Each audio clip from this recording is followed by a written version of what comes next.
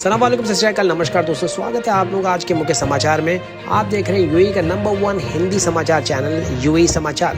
अगर आपने चैनल अभी तक सब्सक्राइब नहीं किया तो चैनल सब्सक्राइब करें, घंटी बजाएं, जिससे आप तक पहुंचे आपकी खबरें आपके लिए सबसे तेज सबसे पहले।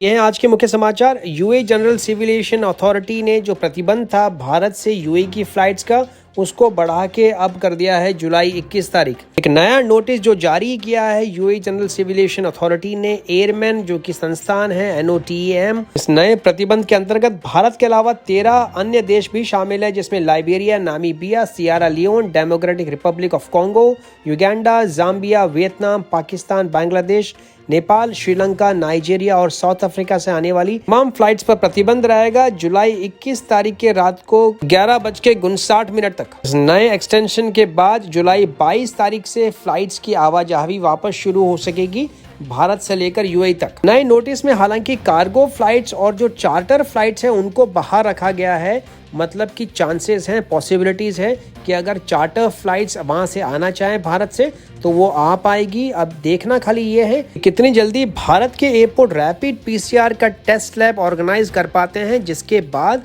फ्लाइट्स का रिजर्वेशन यानी चार्टर फ्लाइट्स कम से कम भारत से यूएई के लिए चालू हो जाएगी। हालांकि काफी एयरलाइंस ने 6 जुलाई के बाद से बुकिंग लेनी शुरू कर दी थी यात्रियों से।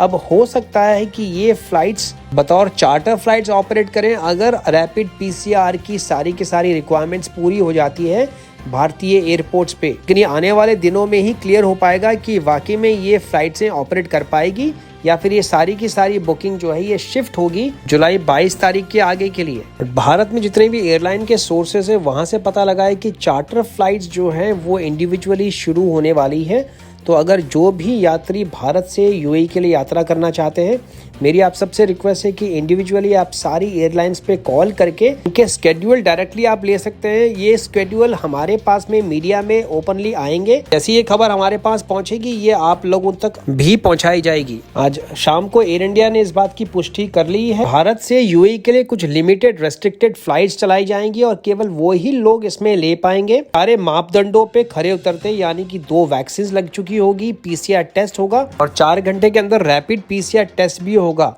Air India Amritsar, Bengaluru, Chennai, new Delhi, Kochi, Mumbai, Goa सारे डेस्टिनेशन से फ्लाइट ऑपरेट करने वाली है अगले 7 दिनों में।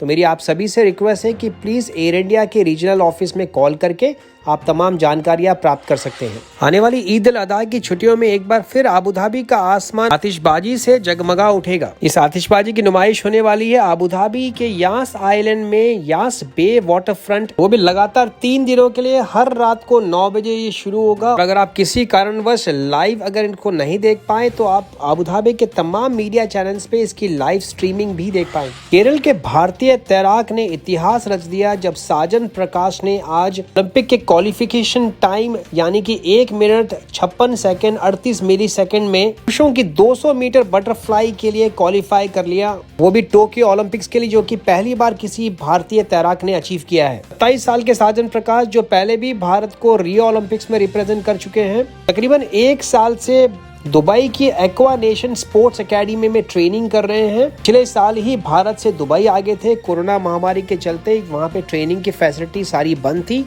तो उसका भरपूर फायदा उठाया उन्होंने दुबई मूव करके। आपकी जानकारी के लिए साजन प्रकाश पहले भारतीय थे जिन्होंने 200 मीटर बटरफ्लाई फाइनल में प्रवेश किया था 32 साल में एशियन गेम्स के लिए। यहाँ पे 5वीं पोजीशन पे आए थे 2018 के जकार्ता एशियाड गेम्स में। यूएई में अब तक 15 मिलियन डोजेज लगाई जा चुकी, यानी कि 1 करोड़ 50 लाख के अपने आप में एक बहुत बड़ा मूव है। अगर हम पूरे विश्व भर में अलग अलग देशों की बात करें, पिछले 24 घंटों में 1,03,196 वैक्सीन लगाई जा चुकी है। आंकड़ों की बात करें तो हर 100 व्यक्ति के ऊपर 152 डोजेज लगाई जा चुकी, यानी कि हर 100 आदमी पे 1.5 वैक्सीन लगाई जा चुकी है। हालांकि डेल्टा वेरिएंट जो नया वेरिएंट है उसका खतरा काफी तेजी से फैल रहा है। अब तक 85 देशों में ये फैल चुका है। जून 22 की बात करें 80 देश थे जून 15 तक और 74 देश थे केवल जून 8 तारीख तक।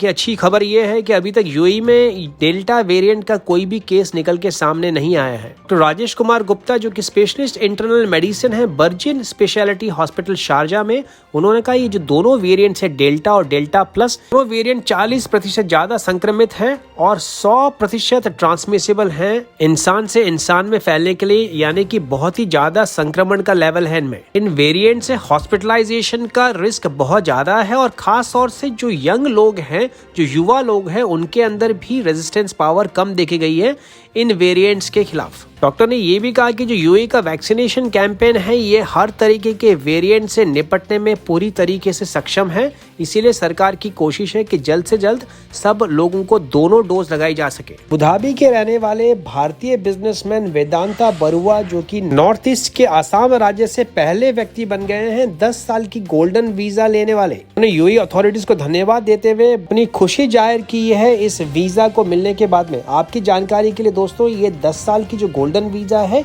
ये ऑटोमेटिकली रिन्यू हो जाती है अगले 10 साल के लिए भी, मतलब 10 साल के बाद में आपको वापस इसको रिन्यू करने के लिए सरकार के पास में, इमिग्रेशन अथॉरिटीज के पास में जाने की जरूरत नहीं है। साथ ही साथ ये आपके पूरे परिवार को मिलती है। अगर आपके परिवार में साथ में माता पिता भी रह रहे हैं, आपकी डोमेस्टिक आपके घर में हेल्प है, तो वो भी, उनको भी आपकी वीजाज का जो गोल्डन वीजा का बेनिफिट है वो उनको भी आगे प्राप्त होता है। वेदांता बरुआ ने अपनी पढ़ाई करी थी आसाम से, उसके बाद में हैदराबाद से इन्होंने एमबीए किया, मास्टर डिग्री हासिल करी इंश्योरेंस में।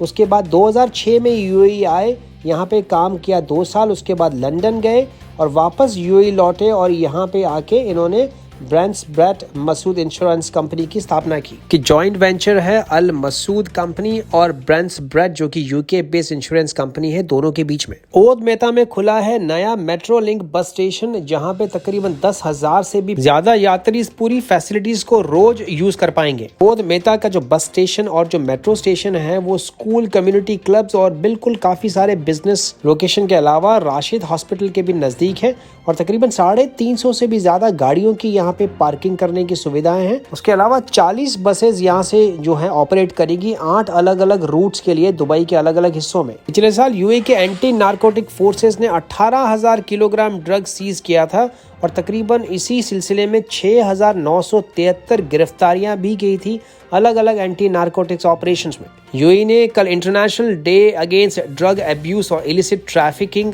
दिन ये सारे आंकड़े रिलीज करे हैं। इस पूरे कैंपेन जो चलाया गया था इसका शीर्षक था हम कमिटेड, यानी कि हम प्रतिबद्ध हैं और ड्रग्स एक तरीके से प्लेग है। जानकारी दी ब्रिगेडियर सईद अल सुवेदी ने, जो कि डायरेक्टर जनरल है फेडरल ड्रग कंट्रोल एडमिनिस्ट्रेशन के, मिनिस्ट्री ऑफ इंटीरियर और डेप्यूटी चेयरमैन भी है यूएई एंटी नारकोटिक्स काउंसिल के। पिछले 24 घंटों में 2,282 केसेस निकल के सामने आए हैं। वहीं टोटल रिकवरीज हुई है 2,233। वहीं 10 नई मृत्यु भी दर्ज हुई है, जिसको मिला के टोटल मृतकों की संख्या हुई है यूएई में 1792। इन आंकड़ों तक पहुंचने के लिए तकरीबन 2,74,917 नए कोविड-19 के टेस्ट किए गए हैं पिछले 24 घंटों में। यह आंकड़ा जारी किया गया ministry of health and prevention के द्वारा। तक सब्सक्राइब नहीं किया है तो सब्सक्राइब करें, नोटिफिकेशन ऑन करें, क्योंकि काफी बार लोग सब्सक्राइब तो कर देते हैं लेकिन नोटिफिकेशन ऑन ना होने की वजह से नोटिफिकेशन या खबरों का अपडेट सीधा उनके पास नहीं पहुंचता है। तो अभी तक फिलहाल इतना ही दोस्तों, मैं मिलूंगा कल नए ताजा समाचारों के साथ। तब तक रखें अपना ख्याल। सत श्री अकाल, मां सलामा, शबा खैर, नमस्कार।